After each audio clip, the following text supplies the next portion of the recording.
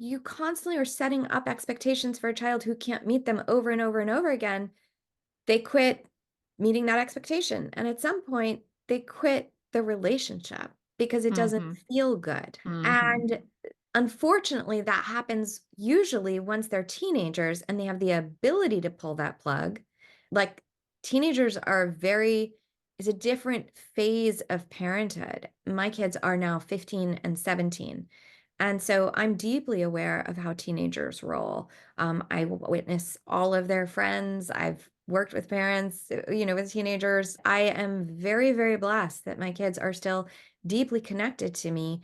And I think it's because of all of the work that we've done, both in their younger years, but also in their teen years. And, Mhm. um, you know, sometimes it was super loving and sometimes it was wrestling the relationship back, We do have to give our teenagers a ton of freedom and a ton of connection and tightness as well.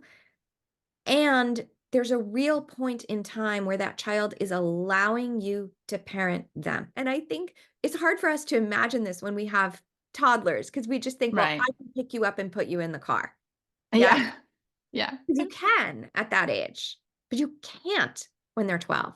And so, Mhm. at what point, if you think about it again on the continuum, do the math, if they're 4 and I can do that, and when they're 12, I can't, well, okay, well, when they're 10, I know I can't do it. When they're 8, not really.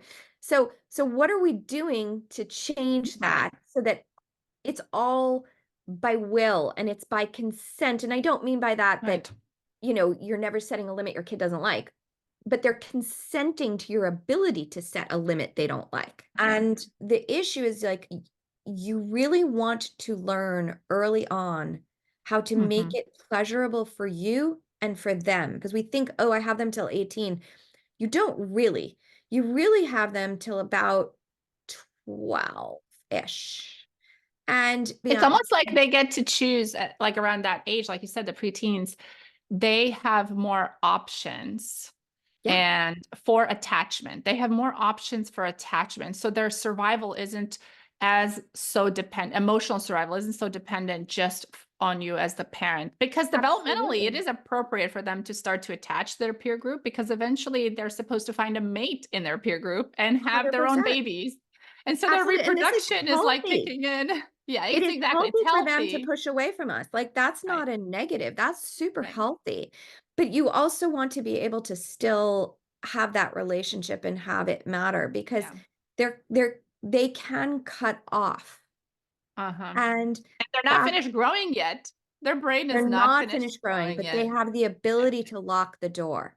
Yeah. Yeah. Which And can be scary. so, and they don't have the awareness to know not to lock it. Hmm. Yeah.